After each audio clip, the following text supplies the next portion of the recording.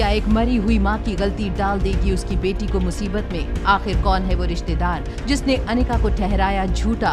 क्या अनिका को एक साथ दिख जाएंगे आर्यन और रिया और खुल जाएगा उनके जुड़वा होने का राज?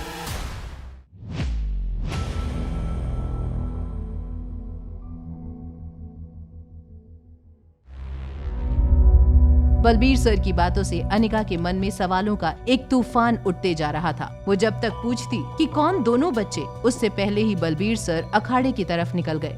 अनिका भी उनका पीछा करने लगी। अखाड़े के पास पहुंचते ही अनिका ने देखा रिया अपनी उम्र से 2 गुने बच्चे से फाइट कर रही थी। यहाँ तो सिर्फ रिया है। अनिका, तेरी बेटी तो बहुत सुंदर फाइट करती है, बिल्कुल तुझ पर गई है। इसे मैं इंडिया का सबसे अच्छा फाइटर बनाऊंगा। लेकिन रिया को तो मार्शल आर्ट्स बिल्कुल भी पसंद नहीं है। रिया, क्या तुम सच में मार्शल आर्ट्स सीखना चाहती हो? यस मम्मा। ठीक है सर, अगर खुद कह रही है कि इसे इंटरेस्ट है तो मुझे कोई प्रॉब्लम नहीं है। इसको मैं कल से ले आती हूँ ट्रेनिंग के लिए। अनिका आर्यन को रिया समझकर उसके साथ निकल गई। वहाँ खड़े बलबीर सर को समझ नहीं आ रहा था कि वो अनिका को कैसे रोके कि तभी रिया वॉशरूम से बाहर आई और उसने बलबीर सर को परेशान देखा। रिया कुछ कहती इससे पहले ही उसके फोन पर आर्यन का मैसेज आया। मॉम मुझे रिया समझकर साथ ले जा रही है। थोड़ी देर में डैड तुम्हें लेने आएंगे। बलबीर सर, टेंशन की कोई बात नहीं है। Everything is under control. Riya excited थी क्योंकि आज उसे अपने डैड से मिलने का मौका फिर से मिल गया था। दूसरी ओर अनिका ने रास्ते में एक फार्मेसी स्टोर पर कुछ औषधि और केमिकल्स के पेस्ट का ऑर्डर देने रुक गई थी। वहीं दूसरी तरफ बलबीर सर की एकेडमी में बोर हो रही रिया ने बलबीर सर से एक रिक्वेस्ट की। ये जगह कितनी बोरिंग है। अभी तो डैड के आने में भी 2 घंटे बाकी हैं। क्या आपके पास कोई बार्बी डॉल है? ये पहलवानों का अखाड़ा है, कोई लड़कियों के खेलने की जगह नहीं जो तू बार्बी डॉल ढूंढ रही है यहाँ। आजा पुत्र, मैं तुझे एक धमाकेदार गेम दिखाता हूँ। स्टॉप एवरीवन, आज हम एक नॉकआउट फाइट खेलेंगे। जो हार गया गेम से बाहर और जो जीत गया वो अगले राउंड में जाएगा। वैसे तो रिया को बार्बी डॉल और मोबाइल गेम्स ज्यादा पसंद थी, लेकिन नॉकआउट फाइट देखने के लिए वो बहुत एक्साइटेड हो गई थी। दूसरी तरफ अनिका फार्मेसी से कुछ दवाइयाँ लेकर जैसे ही कार में आई, आर्यन ने कहा, मॉम ये सब क्या है? ये दवाइयाँ किसके लिए हैं?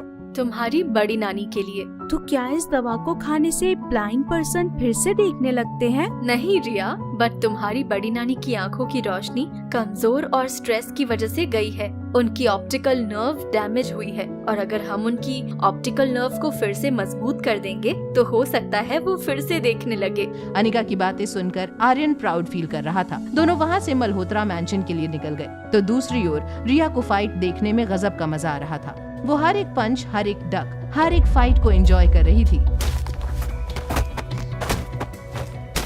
Yes, he is my favourite. एक और पंच। वो देखो बलबीर सर, वो फाइटर कितना पावरफुल लग रहा है। उसके बाइसेप्स तो बिल्कुल मेरे फेवरेट सुपर हीरो जैसे हैं। रोहित आर्यन को रिसीव करने के लिए पहुंचा तो वो खुश था क्योंकि आज वो अपने बेटे को एक फाइटर की तरह देखने वाला था। लेकिन आर्यन को एक पिंक फ्रॉक में देखकर उसके सारे सपने जैसे बिखर गए हों। वहीं दूसरी तरफ मल्होत्रा मैंशन में अंजलि मामी के साथ शीला मासी भी अनिका का बेसब्री से इंतजार कर रही थी। अनिका के मैंशन में घुसते ही, क्यों आई हो यहाँ? इसकी माँ ने हमें कम परेशान किया था कि अब ये भी आ गई।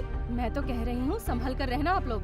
पता नहीं स्वाति की ही बेटी है या कोई और। शीला, जबान है तो कुछ भी मत बोला करो। तुम स्वाति की बेटी के बारे में बात कर रही हो और ये मत भूलो कि अनिका और उसकी बेटी रिया हमारे परिवार का हिस्सा है। वाह मम्मी जी, आपने तो हमेशा से ही स्वाति की तरफदारी की है। ज्यादा काबिल, समझदार और भरोसेमंद आपकी बड़ी बेटी स्वाति की तरह ये भी मल्होत्रा परिवार की इज्जत डुबा कर चली जाएगी। शीला, भगवान के लिए चुप हो जाओ और अपनी बहन के बारे में ऐसी बातें मत करो। आप स्वाति की हरकतों पर पर्दा डाल सकती हैं, मैं नहीं। कह देती हूँ, नजर रखना इस लड़की पर। पता नहीं किस मकसद से आई है यहाँ। शीला, ये है अनिका और इसकी प्यारी सी बेटी रिया। अनिका को देखते ही शीला मासी ने अपनी वर्षों की भड़ास उस पर उतार दी थी। शीला मासी आगे कुछ कहती कि तभी आर्यन उनका आशीर्वाद लेने के लिए पैर छूने के लिए झुका कि तभी शीला मासी ने अपने पैर पीछे कर लिए। शी, दूर रहो मुझसे, you dirty girl. I am not a girl.